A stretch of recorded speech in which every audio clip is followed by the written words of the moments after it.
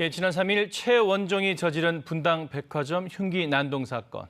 거리를 지나던 60대 여성 한 명은 영문도 모른 채 희생당했고 또 다른 여성 한 명도 여전히 위독한 상태입니다. 피해자의 가족들은 지금 어떤 심정일까요? 이희연 기자와 이야기 나눠보겠습니다. 자, 이 기자, 우리 숨진 피해자 유족들, KBS와 인터뷰에서 고인의 얼굴과 이름을 공개했다고요? 네, 고 이희남 씨입니다.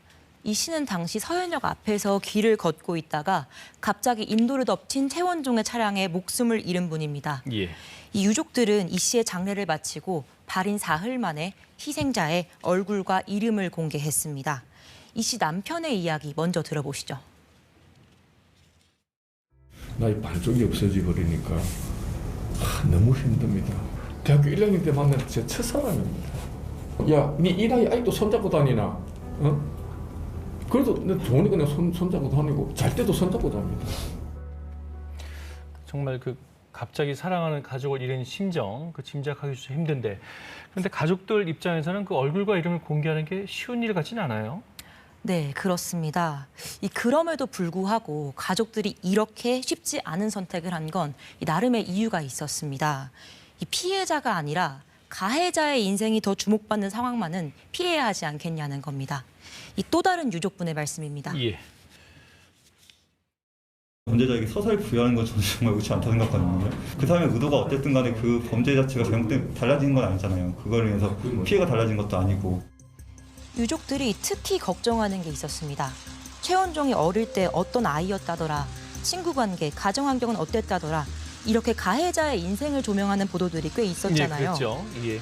이런 행위들이 자칫 가해자에 대한 이해나 처벌 수위를 낮추는 효과로 이어지지 않을까 노심초사했습니다. 범죄를 정당화하는 그런 내용이 되지 않을까 걱정하는 거죠? 네, 맞습니다. 이 최원종이 반성문을 쓰겠다고 말한 것에 대해서도 진정한 반성이 아니라 감경을 위한 쇼에 불과하다고 일축했습니다. 지금은 가해자에 대한 엄벌, 감경 없는 처벌이 중요하다는 겁니다. 그러니까 가해자보다는 피해자의 인생에 더 주목해달라 이런 호소군요. 지금 위독한 분도 한 분 더 계시죠? 네, 이 돌아가신 이희남 씨처럼 인도를 덮친 최원종의 차에 치였던 20대 여성분이십니다. 지금 어떤 상태입니까? 네, 이분은 아직까지도 수술조차 어려울 정도로 크게 위중한 상태입니다. 굉장히 위독한 상태군요. 예. 네. 의사가 이 피해자 가족들에게 이미 병원에 왔을 때부터 뇌사가 진행되고 있었다라고 말했다고 합니다. 예. 이 가족들은 끝까지 희망의 끈을 놓지 않고 연명 치료를 이어가고 있는데요. 하지만 치료비가 걱정입니다. 엿새 만에 청구된 치료비만 1,400만 원이라고 하는데요. 1,400만 원이면 굉장히 큰 금액인데. 네. 현재 최원종 쪽에 가입된 보험으로 받을 수 있는 치료비 최대치가 1,500만 원이라고 합니다. 거의 육박했네요, 지금. 네. 예. 이 가족들은 보험에서 지원하는 한도가 차고 나면 어떻게 치료를 이어가야 할지, 사랑하는 딸을 두고도 돈을 걱정해야 하는 현실에 미안한 마음이 든다고 말했습니다. 결국에는 지원하는 한도가 끝나면 저희가 그것 때문에 포기할까 봐 돈이 없어가지고 저희가 딸을 포기할까 봐 그게 다 걱정이에요. 예, 범죄 피해자가 지금 치료비를 걱정해야 하는 건 굉장히 안타까운 상황인데 혹시 국가로부터 지원을 받을 수 있는 방법은 없을까요? 지원받을 방법이 없는 게 아닙니다. 현재 대검찰청에 예. 범죄 피해자에 대한 경제적 지원 업무 처리 지침을 보시면요. 예. 범죄 피해자는 연간 1,500만 원, 총 5천만 원의 한도에서 치료비 지원을 받을 수 있습니다. 이 밖에 생계비, 간병비, 치료 부대 비용 등을 지원받을 수도 있고요.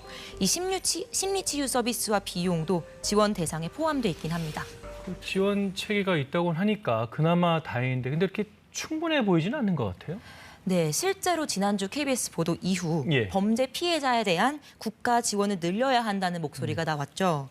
현행 제도만으로는 충분한 지원이 이루어지지 않고 있다는 지적입니다. 예. 이에 지난 11일 한동훈 법무부 장관은 가능한 모든 방법을 동원해 지원을 제공하라고 지시했습니다. 각 검찰청에 범죄 피해 구조 심의회라는 심의 기구가 있는데요. 여기서 필요성을 인정받는 경우엔 범죄 피해 구조금을 추가로 받을 수 있습니다. 예. 또 민간보험의 지원 한도를 초과하는 금액에 대해서는 건강보험도 적용됩니다. 건강보험공단이 우선 지원하고 이후 형사처벌 결과 등 관련 자료가 추가로 확보되면 가해자 측에 구상권을 청구하는 방식입니다. 네, 그 이번 일을 계기로 관련 법과 제도가 좀 잘 정비됐으면 하는 바람입니다. 이희영 기자 잘 들었습니다.